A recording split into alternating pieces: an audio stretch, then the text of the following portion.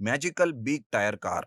अभी तक आपने देखा होगा कि कैसे ट्रैक्टर से खेतों की जुताई की जाती है, पर संतोष ने ये कमाल एक बड़े टायर वाली कार से खेत में हल चला के किया है।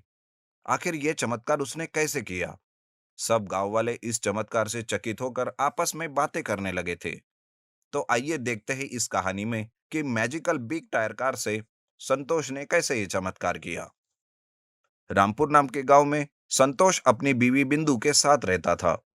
उसके पास एक छोटा सा खेत था, इसलिए उसकी ज्यादा फसल नहीं होती थी और ना ही ज्यादा कमाई। बस उसके पास था तो एक पुराना ट्रैक्टर, जो कि काम करते वक्त कभी भी बंद हो जाता था। एक बार संतोष अपनी खेत में ट्रैक्टर से हल चला रहा था, तब ट्रैक्टर एकदम से बंद हो जाता है। अरे इस खटारे को भंगार में बेच दो। इससे अच्छा तो बैल खरीद लो। कम से कम काम होने के बाद रुक जाते हैं। इसकी तरह नहीं, बीच में ही रुक जाता है। पर बिंदु, ये मेरे दादाजी की निशानी है। इसे कैसे बेचूं? अगर तुम अपना काम बंद कर दोगी, तो क्या मैं तुम्हें छोड़ दूंगा क्या? अरे अपना ये लॉजिक ना यहाँ मत चलाओ। रिपेयर के लिए कहाँ से पैसे लाओगे बार बार। इससे अच्छा है कि इसे बेचो और बैल खरीद लो। बिंदु ऐसा कहकर वहां से चली जाती है। बिंदु की बातों से परेशान होकर संतोष सोच में डूब जाता है। अगर खेत में हल नहीं चलाऊंगा, तो खेत की जुताई कैसे होगी?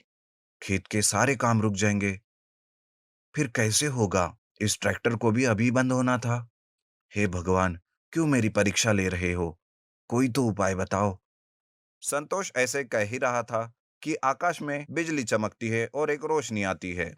उसमें से एक साधु नीचे उतरते हैं और संतोष के पास आकर वो कहते हैं, क्यों इतना चिंतित हो पुत्र? बड़ी ही उलझन में दिख रहे हो। क्या बात है? साधु बाबा, सही पहचाना आपने। कुछ समझ नहीं आ रहा है कि बीवी की बात मानूं या नहीं। अरे मूर्ख, इस धरती पर ऐसा कोई जीव नहीं जो अपनी बीवी की बात नहीं माने। क्यों, घर नहीं जाना? शायद आपको इसका तजुर्बा होगा मुझसे ज्यादा।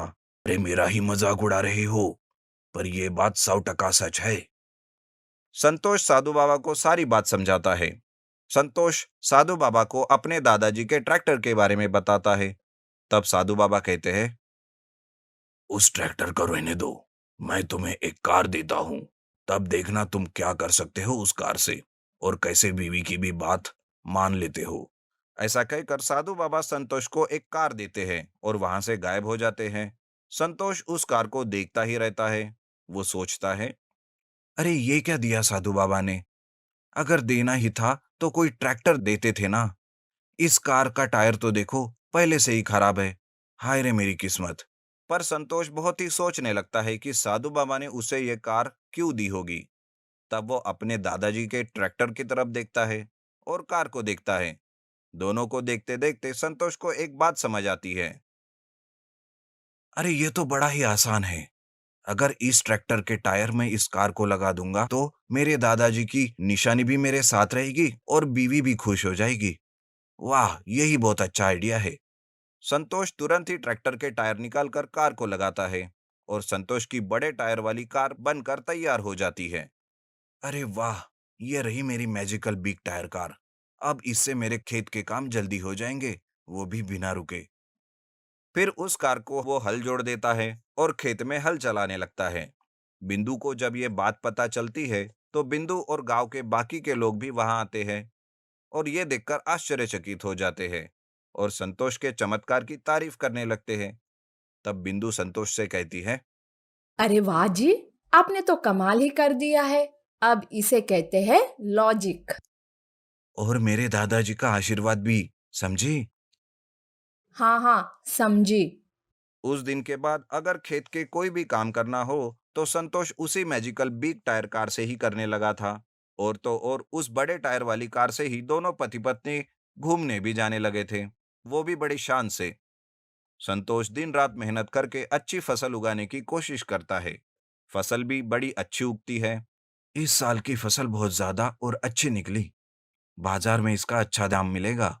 फसल बेचकर मैं फिर से एक खेत खरीदूंगा और ढेर सारे पैसे कमाऊंगा। और सारी फसल काटकर बोरियों में भरकर बाजार में बेच देता है। वो सोचता है, अरे वाह, कहे मुताबिक इस साल की फसल से ज्यादा मुनाफा हुआ है। साधु बाबा, आपका और दादाजी का बहुत बहुत शुक्रिया। मुनाफे के पैसे देखकर बिंदु भी बहुत खुश हो जाती है। आए हुए पैसों से संतोष बगल वाला ही एक खेत खरीद लेता है और उसमें भी अपना काम चालू कर देता है। इस तरह से संतोष मैजिकल बिग टायर कार से कम समय में ही ढेर सारे पैसे कमाने लगता है और खूब तरक्की करता है। और अगर किसी को उसके कार की जरूरत हो तो संतोष बिना झिझक उसके खेत में जाकर उसकी मदद भी करने लगा था। इस तरह से वो लोगों में भी एक पसंदीदा आदमी बन जाता है और उस गांव में मेहनत करते हुए अपनी जिंदगी बिताता है। जादुई इलेक्ट्रिक साइकिल। हस्तिनापुर नाम के गांव में मदन नाम का कुरियर बॉय रहता था। वो अपनी साइकिल पर घूमते हुए लोगों को कुरियर पहुंचाता था और आए हुए उन पैसों से वो अपने माता पिता की देखभाल करता था। उनके माता पिता मदन की शादी करना चाहते थे। उनके माता पिता मदन की शादी करना चाहते थे। वो कावेरी नाम की एक लड़की को देखने जाते हैं। कावेरी उन्हें पसंद आती है। कावेरी मदन से बात करने के लिए कहती है। शादी से पहले अगर एक दूसरे के विचार जान लेंगे तो अच्छा होगा कहकर माता पिता भी मान जाते हैं। आपने कहा आपका नाम मदन है? हाँ कावेरी, कहो मुझसे क्या बात करना है। मेरे बारे में क्या जानना चाहती हो? मुझे सिगरेट दारू पीने जैसी कोई भी आदत नहीं है। देखो मदन, मैं इलेक्ट्रिक इंजीनियरिंग में पढ़ती हूँ और तुम हो कि 10th क्लास भी पास नहीं हुए हो और ऊपर से कुरियर बॉय की नौकरी कर रहे हो। कोई चोरी तो नहीं कर रहा हूं ना कावेरी। भगवान ने जो रास्ता बताया है, ईमानदारी से वही कर रहा हूँ और जो मेरे पास है उसमें खुशी से जी रहा हूँ। मेरे लिए ये काफी नहीं है मदन। मेरी बीवी अच्छी पढ़ी लिखी है कहकर तुम शान से लोगों से कह सकते हो, पर मेरा पति एक कुरियर बॉय है, ये मैं नहीं कह सकती।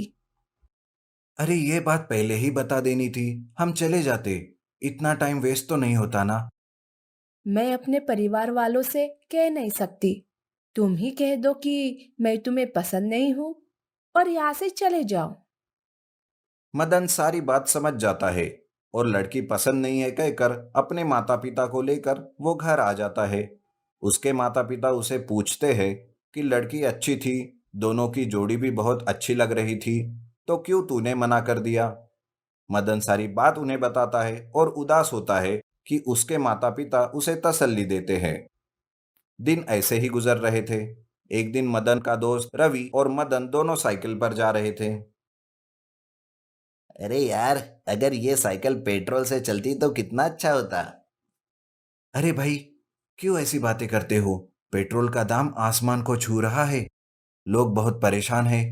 अगर साइकिल भी उससे चलने लगी तो हम जैसे लोगों का क्या होगा?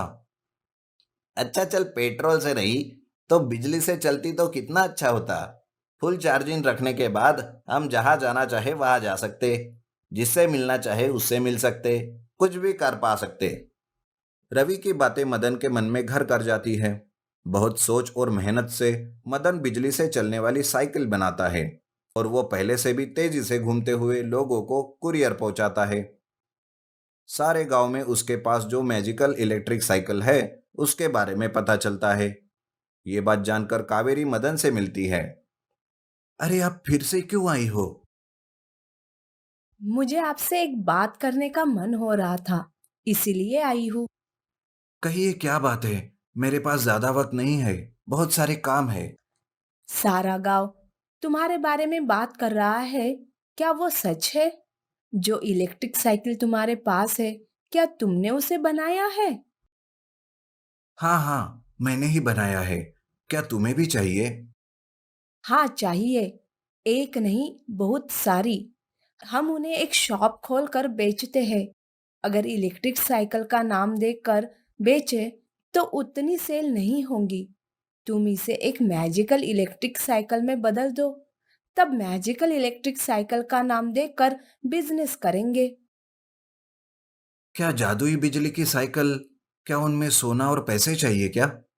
नहीं, ऐसी बात नहीं है। छोटे या बड़े कोई भी कहाँ भी ले जा सके ऐसे। उसका एक रिमोट भी बनाता है। रिमोट की सहायता से साइकिल को जब चाहे तब गायब कर सकते हैं और जब चाहे तब ला भी सकते हैं। कावेरी को रिमोट मैजिकल इलेक्ट्रिक साइकिल के बारे में वो बताता है। कावेरी खुश हो जाती है। मुझसे शादी कर लो, मेरे घर वाले तुम्हें दहेज में कुछ पैसे देंगे। उन पैसों से हम मैजिकल इलेक्ट्रिक साइकिल की दुकान खोल लेंगे।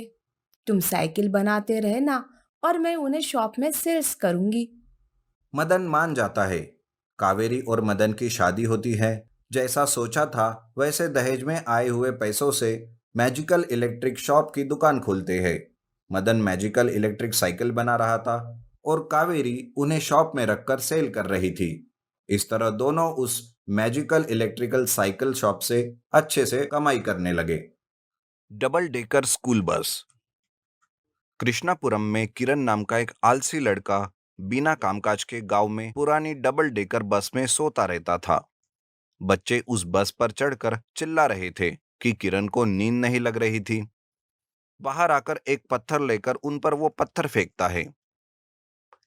क्या तुम लोगों को और कोई काम नहीं है? जब देखो तब खेल और खेल, सिर्फ खेल। क्या तुम्हें कोई और काम नहीं है? बच्चों के खेलने की जगह पर आकर सोते रहते हो। तभी किरण गुस्से से कहता है, किसको काम नहीं है रे? ये मेरी बस है। मेरी बस की रखवाली कर रहा हूं मैं। जाओ तुम लोग यहाँ से। बच्चे हंसते हुए कहते हैं, हाँ, तुम्हारे दादाजी बस कंडक्टर थे ना? ऐसा कहकर बच्चे वहां से हंसते हुए चले जाते हैं। नालायक कहीं के, अगर कल से बस के आसपास भी दिखाई दिए तो एक एक को एक एक घंटा बर्फ पर खड़ा रख दूंगा। ऐसा कहकर वो घर जाता है, पर घर पर उसकी पत्नी रमणी कहती है, बच्चे की फीस भरने के लिए पैसे दिए थे, क्या आपने वो काम किया या नहीं? किरण के मुंह से कोई जवाब नहीं था। वो चुपचाप बैठ जाता है। आपसे ही पूछ रही हूँ, कुछ कहते क्यों नहीं?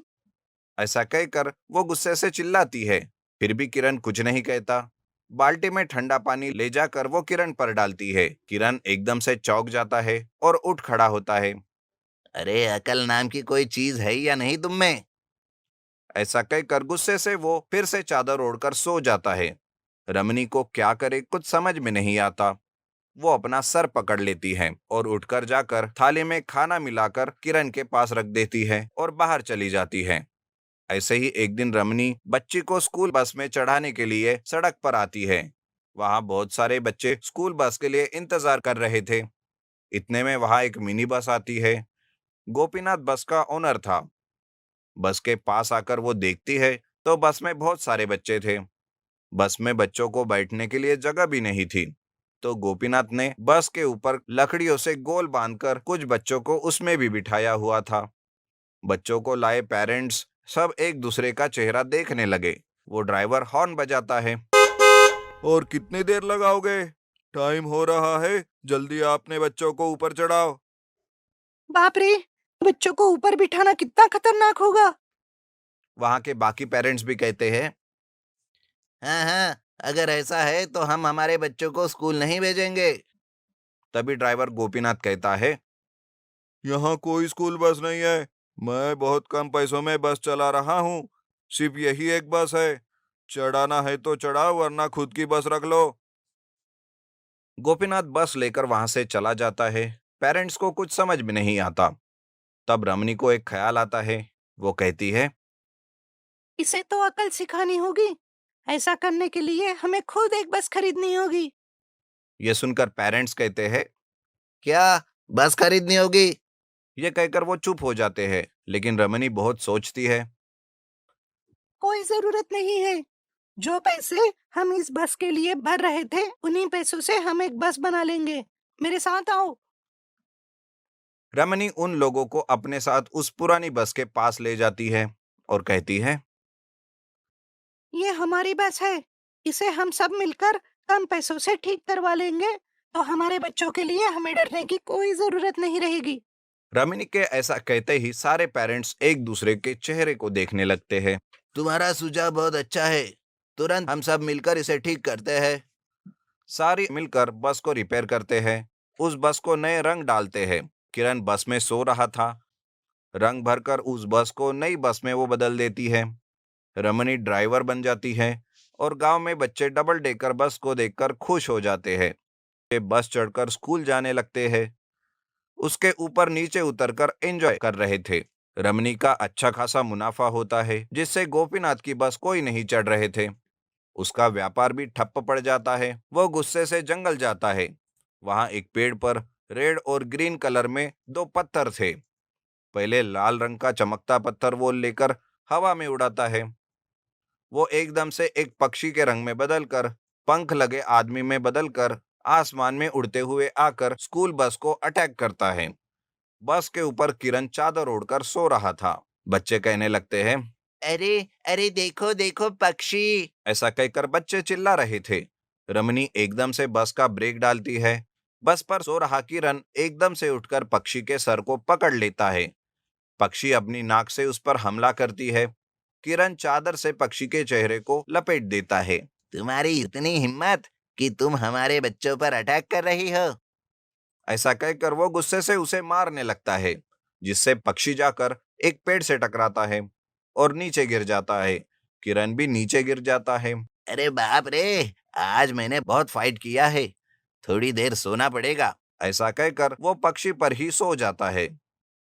अब देखो मैं क्या करता हूँ। गोपीनाथ पेड़ पर रखे ग्रीन स्टोन्स को पकड़कर हवा में उड़ाता है।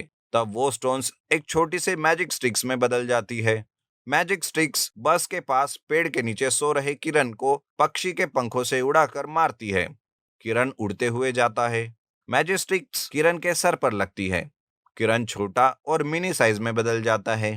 अरे बाप रे, मेरा आलसीपन इतना काम कर गया। किरण के ऐसा कहते ही पक्षी उठकर बस के पास आता है।